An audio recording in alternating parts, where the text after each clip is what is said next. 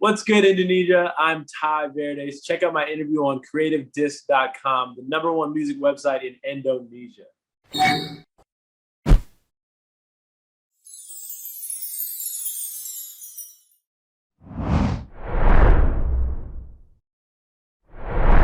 Hello, C lovers. Welcome back to another Creative Disc exclusive interview with me, Luthfi. And now I'm gonna interview the rising star who got his breakthrough in TikTok.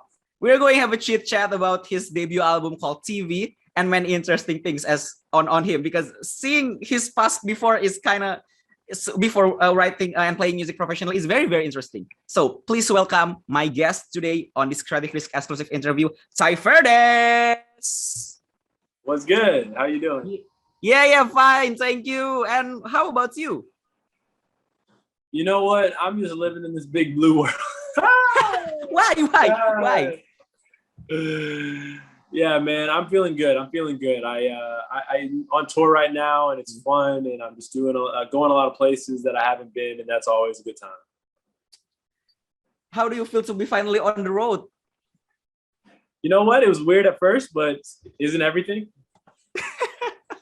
But I think I kind of envy you in Indonesia right now. I kind of envy you. Is going in a concert right now. Like, man, it's been a long time we didn't have a gig. I know, it's wild. I know the world is wild right now, so I just feel really like privileged that I'm out here doing the thing where we play live music. That's a real special thing. Yeah. So what's the epic moment so far on your tour? I think that just going to different places and places that I haven't been before, that's always exciting for me. Like, I've been to a lot of places in the United States already, but just seeing more detailed places, or just like, I haven't been to a lot of concert venues. So like seeing these concert venues, that's the new thing I see in the place. Like, that's where I'm learning what I'm learning about. And that's cool. So let's talk about your debut album called TV. So tell me more about your debut album called TV. Well, my debut album is a diary of the last 4 years of my life. And each episode or song is in chronological order. You know, if you listen from it from top to bottom, it's like watching a TV show. You know, it's like following me dropping out of school, meeting a girl, breaking up, and then, you know, ending up being okay. So why is it called like TV? It's not like a TV, like, I think like it's like, what is it called, streaming services?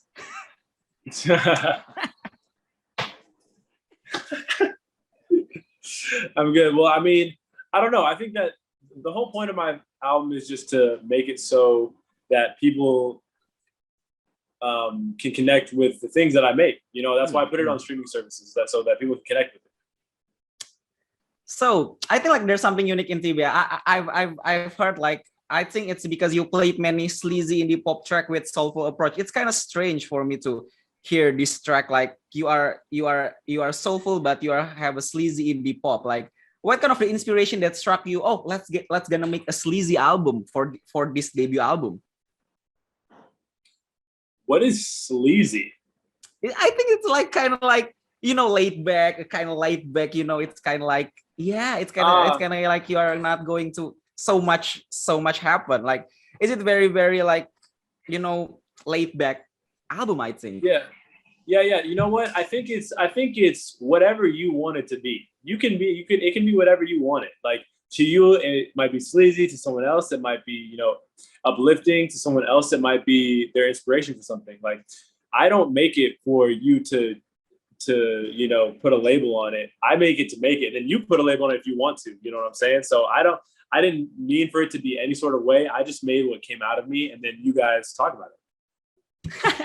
But because, you know, it's one of the kind of its album, I think, because I think it's kind of you have this indie pop approach for this time, and wow, with the big voices, I think it's like a kind of great album.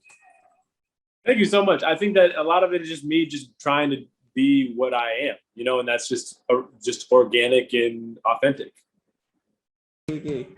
So there's something peculiar on your album, especially on track Fact Prophet, because when I heard the lyric, I think you hit the serious theme after the maybe like everyday things, and I think when I heard Fact Prophet is like, whoa, it's kind of a heavy things. I think, what kind of the story behind the song?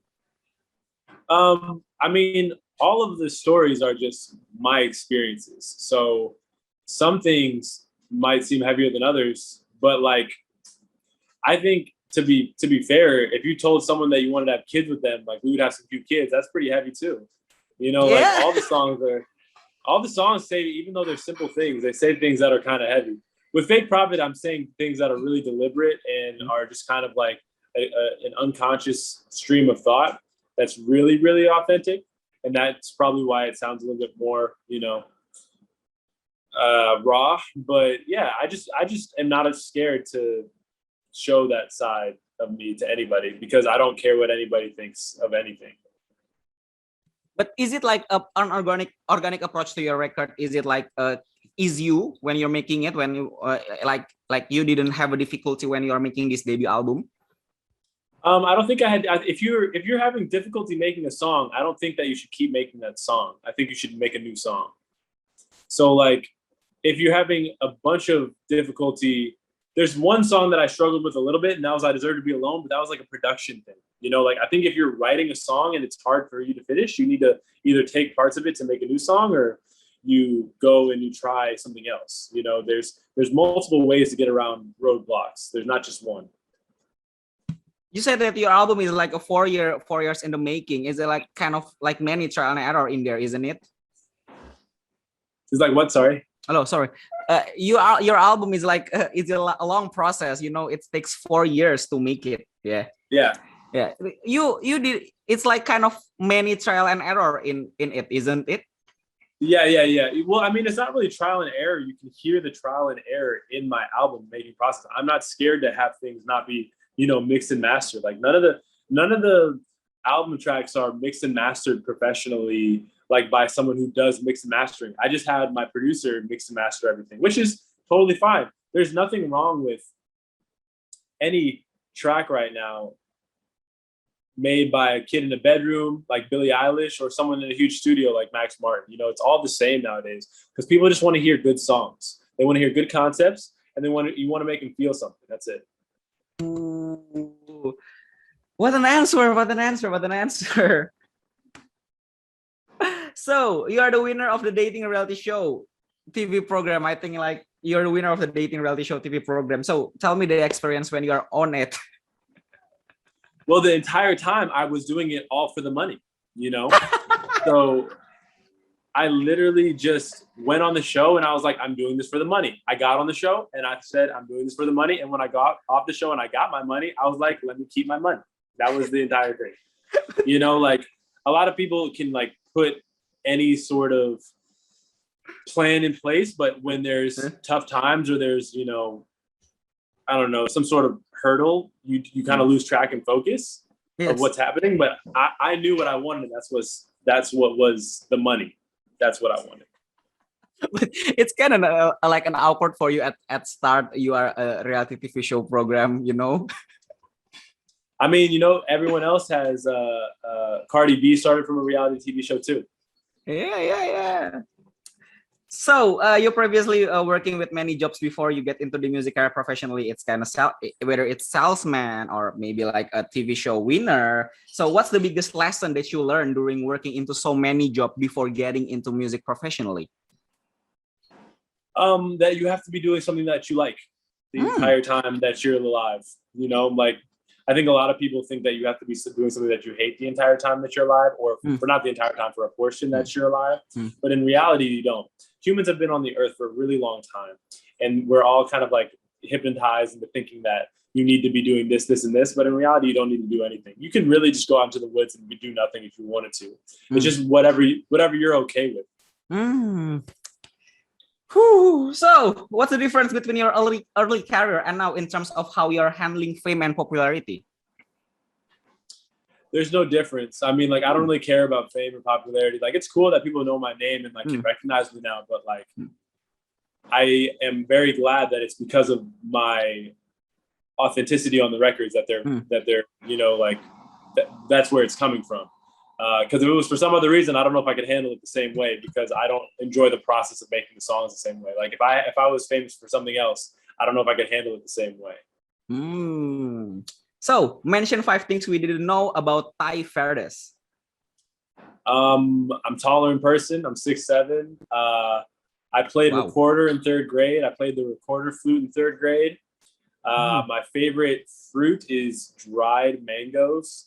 I think that's I like spicy food, but not too spicy. And I played piano for 13 years. You should come to Indonesia. It's a lot many spicy foods in here. Love that. Love that. Yeah. And dry mango with spicy food. Love that. Yeah, Thank you. So, my last question, can you give some advice to people who fail so many times to get the thing that they want? Just keep failing. It's not a bad thing. You know, I think a lot of people are like, how do you succeed? It's not how do you succeed, it's how do you keep going when you fail so many times? Like a lot of people can go and say that they want to do something, but you can do a lot of things. Can you fail at them though? That's the main thing. It's like if you can fail at something, then you might be good at it. If you can do them, it's not. I don't know if you can be that good. Okay, that's so.